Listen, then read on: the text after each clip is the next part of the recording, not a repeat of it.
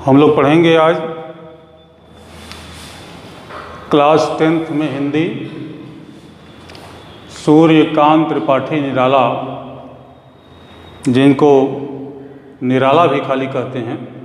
पूरा नाम है सूर्यकांत त्रिपाठी निराला की कविता उत्साह। निराला बच्चों छायावाद के 4 प्रमुख स्तंभ कवियों में एक कवि है। निराला को क्रांतिकारी कवि हिंदी साहित्य में माना जाता है। निराला का सबसे प्रिय प्रतीक बादल रहा है। बादल को प्रतीक मानकर निराला ने कई कविताएं लिखा है, जैसे बादल राग। बादल उनका प्रिय प्रतीक इसलिए है कि बादल में दोनों विशेषताएं हैं। वह विनाश भी कर सकता है और सृजन भी कर सकता है, यानी नया निर्माण भी कर सकता है और विनाश भी कर सकता है। यहाँ बादल को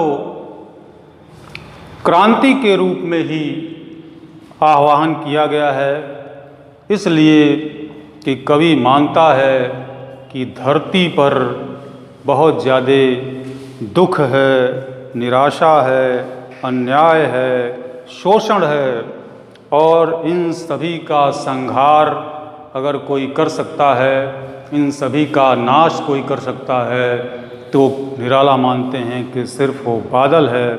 इसीलिए बादल को वो पुकार रहे हैं और बादल के आने से ही उनके भीतर उत्साह है।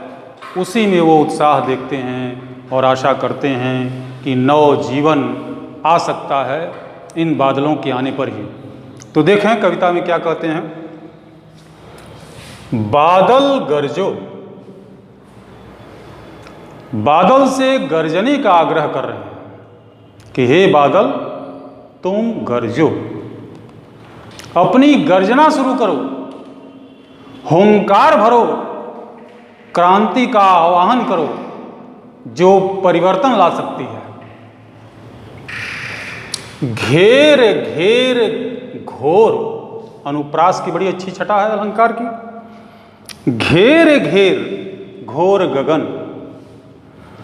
इस गगन को, इस आसमान को, इस नभ को घेर लो चारों तरफ से और घोर गर्जना करो। पूरे गगन को घेरो और घेर करके गर्जना करो, क्योंकि पूरा गगन यानी पूरी पृथ्वी पर जो गगन छाया हुआ है, पूरी पृथ्वी पर ये सारी समस्याएं हैं और इन समस्याओं का निराकरण हे बादल तुम करो। धाराधर हो, धाराधर माने बादल, ओ बादल, हे बादल तुम इस पूरे गगन को घेर कर घोर गर्जना करो। ललित ललित, ललित ललित का मतलब मनोहारी सुंदर छवि। काले घुंघराले, ये जो काले काले बादल हैं तुम्हारे, ये काले काले बादल मानो ऐसा प्रतीत हो रहे हैं कि ये खूब सुंदर मनोहारी घुंघराले बाल हों किसी के मानवीकरण। बाल कल्पना के से पाले, और ये एक बाल कल्पना है। बाल कल्पना माने एक ऐसी बालक की मनोहारी कल्पना जिस कल्पना का कोई और छोर नहीं होता है। कल्पना का विस्तार अनंत है, कवि कहीं तक दूर तक अनंत तक कल्पना कर सकता है। से पाले, के से पाले, और तुमने इसको इसी प्रकार से पाल रखा है, अपने मन में हृदय में बसा रखा है कि पूरे गगन को अनंत तक अपने विस्तार को इस घोर गर्जना से काले बादलों के सहारे घेर रखा है। विद्युत छवि, आकाश में बिजली चमकती है ना, तो वही करें कि विद्युत छवि, बिजली के चमकने का दृश्य उर्मे अपने हृदय में कवि के समान नवजीवन वाले।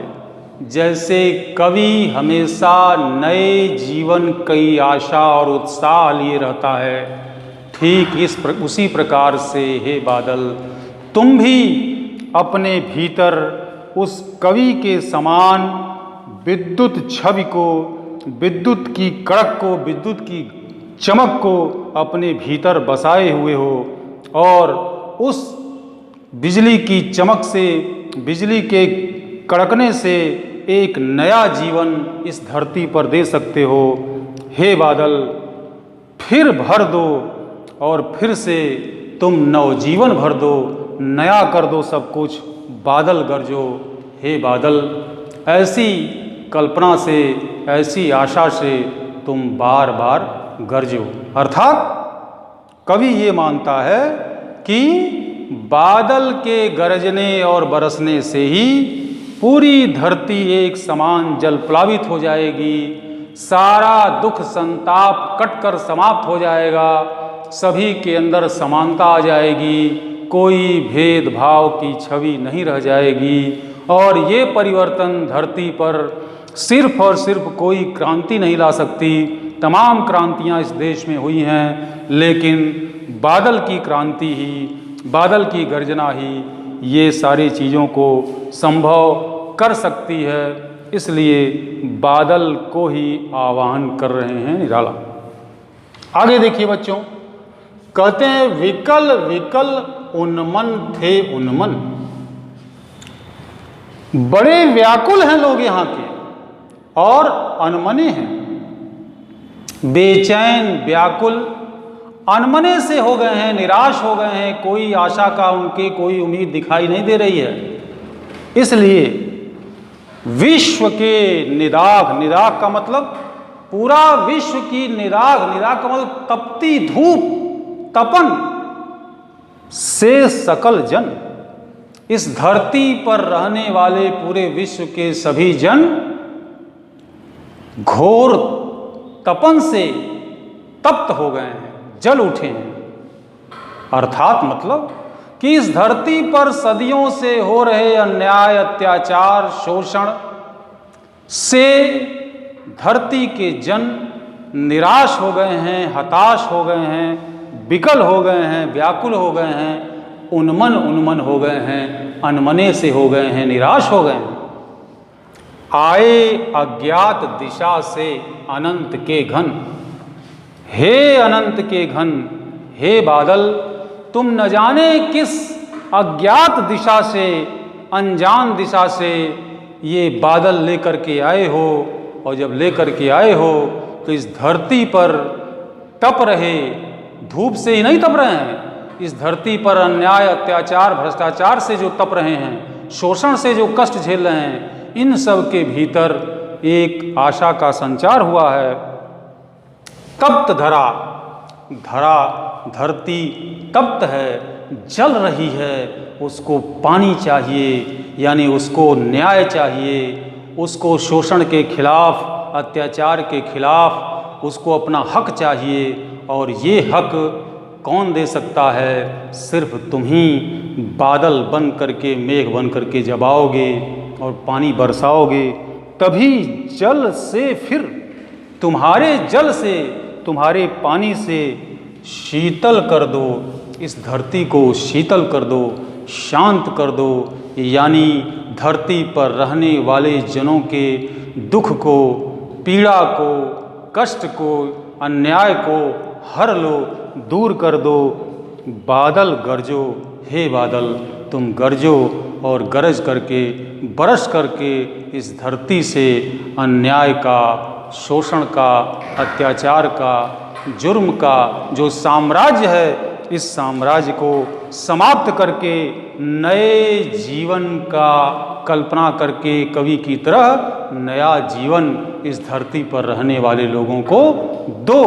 ऐसा सूर्यकांत त्रिपाठी निराला अपनी इस उत्साह नामक कविता में उत्साहित हैं किसको देख करके? बादलों को देख करके। और बादलों से ही उनकी आशा है कि इसी बादल से ये सब कुछ संभव हो पाएगा जो धरती पर बदलाव और नवजीवन की आशा सूर्यकांत त्रिपाठी निराला करते हैं। धन्यवाद।